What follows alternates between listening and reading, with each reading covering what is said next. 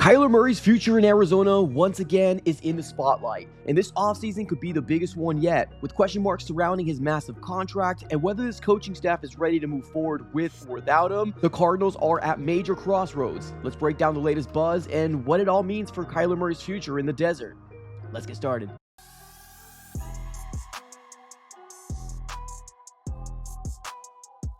What's going on, everybody? Welcome back into another video. Definitely do a huge favor, smack up that like button and subscribe for more Arizona Cardinals content. On this channel, we're covering the Arizona Cardinals news, breaking news, conversational pieces, everything surrounding our favorite team. And we're on the road to 19K. Cannot do it without you guys, so make sure you subscribe it up. It's absolutely for free. But today, ladies and gentlemen, we are talking about the latest buzz about Kyler Murray, our current franchise quarterback, and that's getting paid like a franchise quarterback. And if you're getting a little fatigue of this topic on Kyler Murray, I apologize, but every single day there is something new because the national news is actually now starting to finally talk about us, because when you're going through this situation, a potential change and a shift, everybody wants to have your name in their mouth. So at the end of the day, with all these news, more nuggets coming out, we want to talk about it here on the channel. Obviously, everything Arizona Cardinals related. Not just that, but we also did release a Walter Nolan video as well. His debut is currently live on the channel as well. So if you want to go ahead and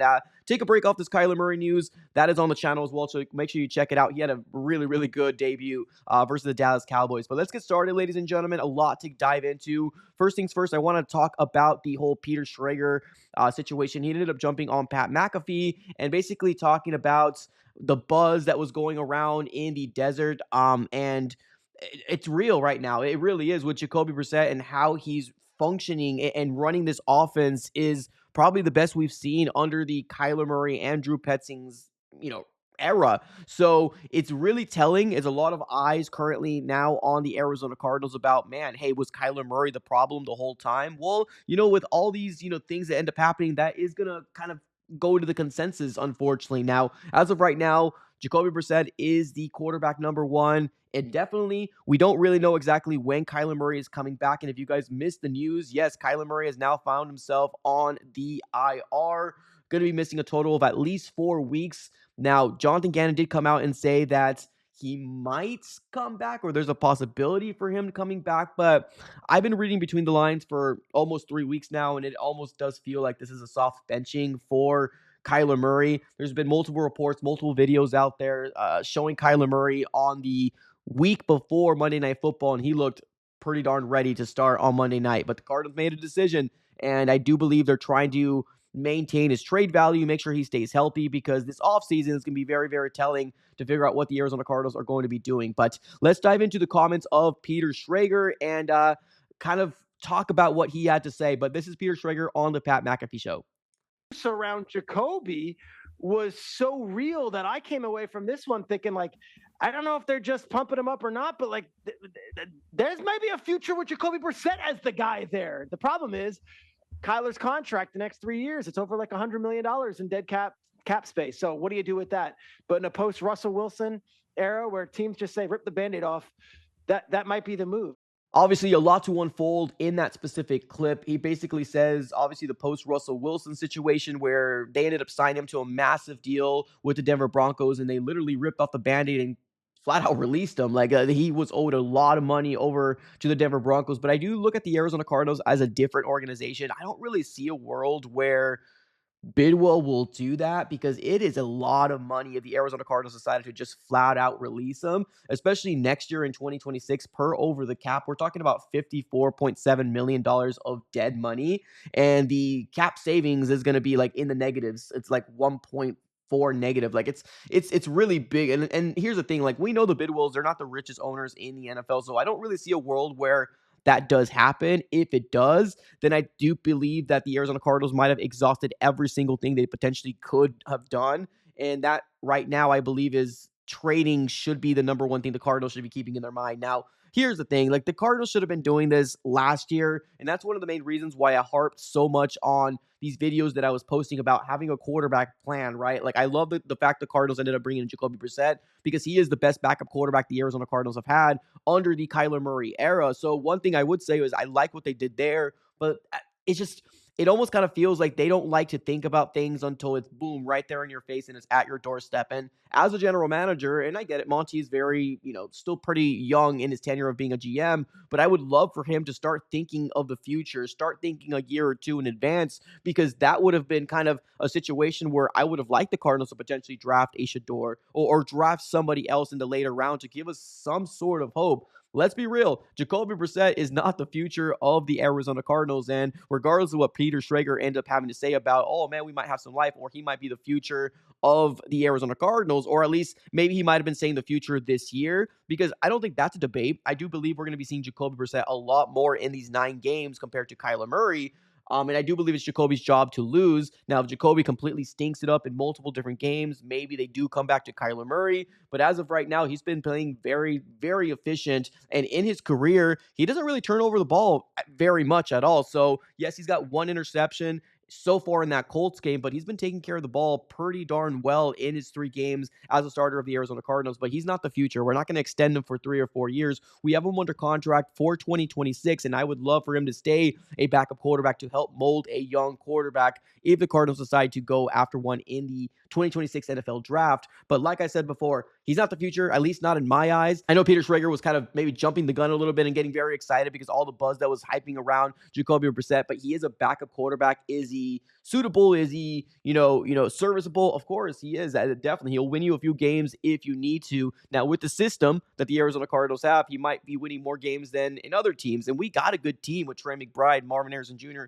Michael Wilson, and the run game right now could be better, but they decided to roll with the guys that we have and wait for Trey Benson to get healthy. That's their decision. It is what it is. We'll have to kind of wait and see how that shakes out. Hopefully, Trey Benson can stay healthy. But at the end of the day, I never thought, or I don't think that Jacoby Brissett is going to be the future for multiple years. I know we have him for 1 more year, but that's kind of where it stops with me. So, hearing that the Cardinals will potentially or should potentially just rip the Band-Aid off and release him, looking at over the cap, like I said earlier, $54.7 million next year if the Cardinals decide to do that.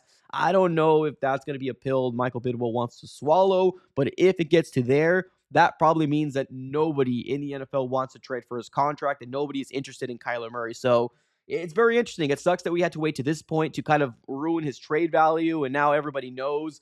Everybody can read between the lines. He was soft bench. Like, let's be real here. He was soft bench. Regardless if you want to believe it's injury or not, I do believe he does have an injury and he sustained an injury. It's just I think he probably could have came back on Monday night if the Cardinals decided to go with Jacoby over Kyler, and it's very, very telling. So there's that.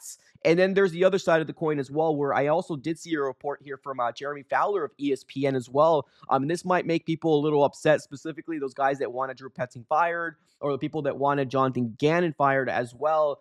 We're going to dive into that report here pretty soon, but let me go ahead and give a real quick shout out to the sponsors of the AZ Sports Fan here on YouTube throughout the entirety of the 2025 season. That's going to be none other than Sleeper. The NFL season is here, which means you now have a chance to 100 times your cash on daily fantasy football. Pick on stats for stars like touchdowns, passing yards, and receiving yards, and fantasy points and more for up to 100 times a payout on Sleeper. Get your picks right, and you can win big. Use promo code AZSF, and you can get up to a $100 deposit match on your first initial deposit. Terms and conditions do apply. And on top of that, they will be providing you with a second offer using my promo code, and that's just a free $20 to use their app. No deposit needed. So you make sure you check out Sleeper. Proud sponsors of the AZ Sports Fan throughout the entirety of the 2025 season. But let's continue the conversation, ladies and gentlemen. Let's go and shift our attention on over to the report that we ended up seeing here from Jeremy Fowler. And the question mark out there is, did the Arizona Cardinals choose the regime over Kyler Murray? Now, let's dive into a few different notes that we have here. Now, shout out here to Donnie Durham of SI.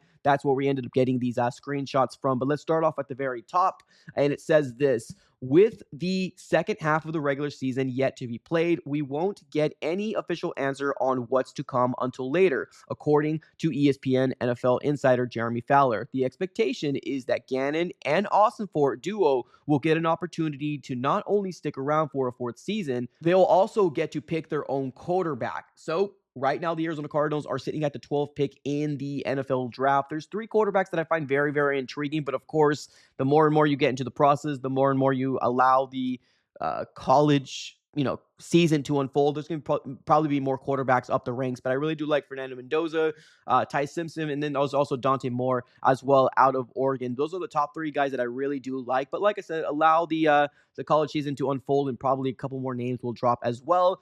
But in order for you to get those guys, you might have to be somewhere in the top 5, but definitely in the top 10 to get yourself a potential franchise quarterback moving forward. Now, let's dive into this next piece here where it says the Cardinals are in the last place in the ridiculously competitive NFC West in the year 3 of Gannon's tenure, but the growing consensus around the league is that even if they miss the playoffs and get to the end of the season without Murray, proving he can be their quarterback of the future, the Cardinals are likely to give Gannon and Monty Ford a chance to stick around and pick their QB. Murray was in place and signed a long-term deal when they got there, said Fowler. So basically is what we've been shadowing for the last 2-3 weeks. There is a real scenario where maybe Gannon, I'm not sure about the coordinators, and I'm specifically talking about Petzing, but there is a real scenario where if the Cardinals finish off the season strong, they can still very well stick around, and that's including Monty Ossenfort as well as Jonathan Gannon, because truth be told, they didn't pick him, right? They didn't pick Kyler Murray as their guy.